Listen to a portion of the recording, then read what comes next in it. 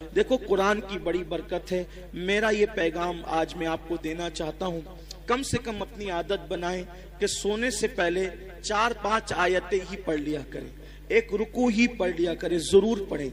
आप देखें कुरान शरीफ में एक सूरत है, कुरान शरीफ में एक सूरत है, अगर सोने से पहले उस सूरत को आप पढ़ लें, रोजाना पढ़ने की आदत डालें, तो ये सूरत की तासीर ये है कि आप जो सोचोगे वो होगा, जो सोचोगे वो होगा। उस सूरत का नाम है सूरह मुज़म्मिल।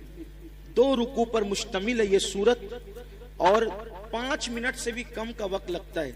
5-6 दिन अगर आप उसको रेगुलर पढ़ेंगे ना सूरह मुज़म्मिल को, तो आपको ये ज़बानी याद हो जाएगी और आप सूरह मुज़म्मिल पढ़ने के आदी बने। जादू से बचेंगे, सहर से बचेंगे, बलाओं से बचेंगे, ये है। फिर भुखमरी से बचना है, फाका कशी और गुर्बत से, यानी मालदार बनना है। सोते टाइम सूरह वाक़िया की तिलावत कर। सूरह वाक़िया मालदार बनाने वाली सूरत है। एक मर्तबा हजरत सैयदना अब्दुल्ला इब्ने मसऊद रज़ी अल्लाह ताला, आपके विसाल का वक्त करीब था।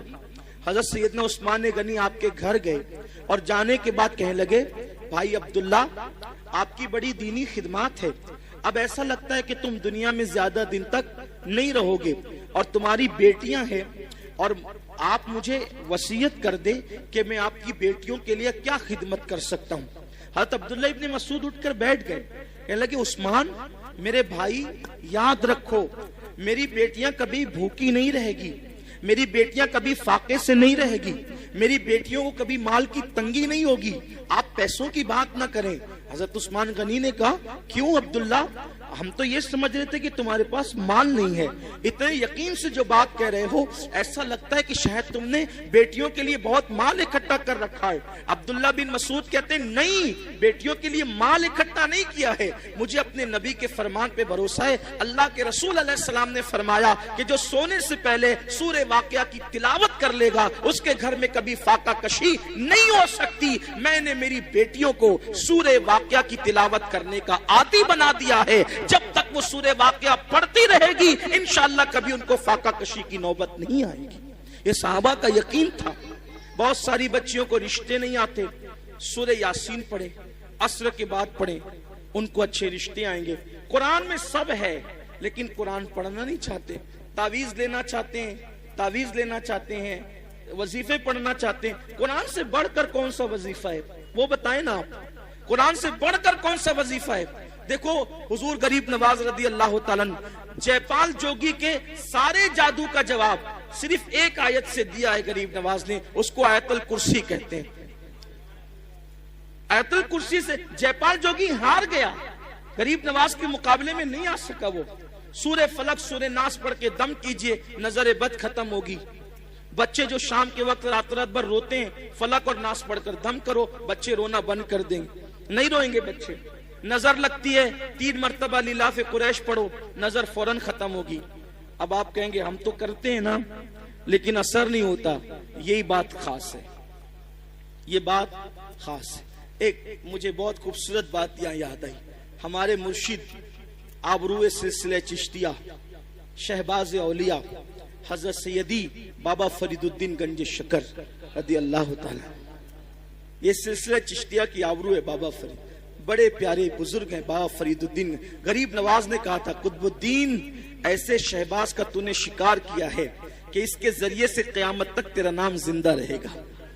बाबा फरीद के पास एक औरत आई और आकर कहती, सरकार मेरी बेटी की शादी है, पैसों का इंतजाम नहीं, सरकार इंतजाम कर दे। अब वो अल्लाह वाले लोग, और बाबा फरीद जैसा अल्लाह वाला, बाबा फरीद जब पाकपटन में रहने गए थे शुरू में, तो एक दरख्त के नीचे कयाम था और जो कपड़ों की पोटलियां और जो सामान की गठरियां थी ना, वो रखने को जगह नहीं थी।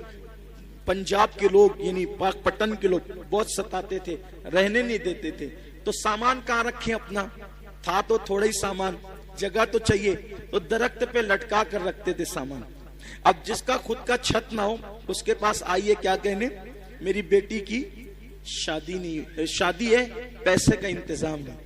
अब बाबा फरीद, ओ बाबा फरीद, फरीद मतलब फरीद, ये उनका नाम नहीं फरीद, उनका नाम है मसूद। और उनका लक़ब है फरीद। फरीद का मतलब होता है यक्ता, यक्ता, बेहमता, कोई हमसर नहीं, कोई सानी नहीं। उनके दौर में वो थे फरीदुद्दीन। बुढ़िया आई, आने के बाद कहा पैसों का इंतजाम नहीं।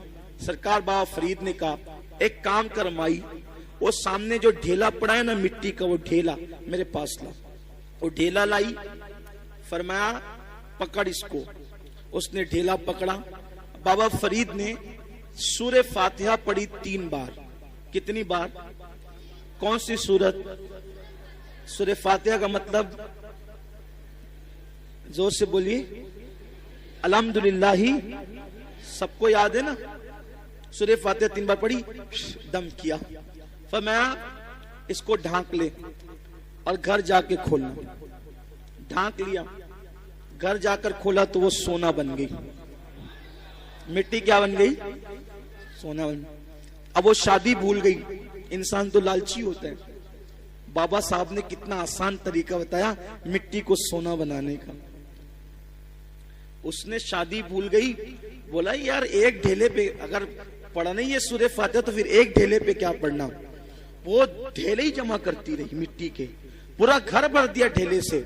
और जब रात हुई तो फातिहा पे फातिहा, फातिहा पे फातिहा, फातिहा पे फातिहा पढ़ती रही, फूकती रही, पढ़ती। रात से सुबह हो गई, वो मिट्टी के मिट्टी रही। उसने कहा बाबा साहब ने तो मेरे सामने यही पढ़ा था, इसके सिवा कुछ नहीं पढ़ा था। अब सोना बना दिया और मैं रात भर पढ़ी। गुस्से में सुबह आई, कहा सरकार क्या बात है ये? फरमाया माई क्या हुआ, तेरा मसला तो हल हो गया, नाराज क्यों है? कहा कि आपने सूरह फातिहा पढ़ा तो मिट्टी सोना बन गई। मैं पूरी रात, आपने सिर्फ 3 बार पढ़ा था, मैं पूरी रात पढ़ पढ़ के फूंकती रही, वो मिट्टी के मिट्टी रही। और सही बताना आपने फातिहा के सिवा कुछ पढ़ा था? कहा नहीं फातिहा ही पढ़ा था, कुछ नहीं पढ़ा था। तो कहा कि आप पढ़ते तो सोना, हम पढ़ते तो मिट्टी। बाबा साहब ने मुस्कुरा के कहा ओ माई, फरीद जैसी जबान तो ला, फरीद जैसी जबान तो ला। किसी को टाइफाइड होता है, टाइफाइड का मर्ज, चाय पीता है तो कैसी लगती है? कड़वी। कैसी लगती है? बोलो चाय कड़वी है कि जबान कड़वी है? हैं? क्या कड़वी? आदमी कहता है चाय कड़वी है। आदमी क्या कहता है? चाय कड़वी नहीं है। अगर चाय कड़वी होती तो सबको कड़वी लगती। तेरी जबान कड़वी हो गई है। क्यों? क्योंकि तुझे बीमारी है, बीमारी की वजह से तुझे चाय कड़वी लग रही है। ऐसे ही जैसे टाइफाइड वालों को चाय कड़वी लगती है, वैसे हमें गुनाहों का टाइफाइड हो गया है। जिस दिन ये गुनाहों का टाइफाइड खत्म हो जाएगा, हम भी सूरह फातिहा पढ़ेंगे और मिट्टी सोना बनती चली जाएगी। लेकिन कोई बीमारी के, ये गुनाहों के टाइफाइड से निकले तो सही।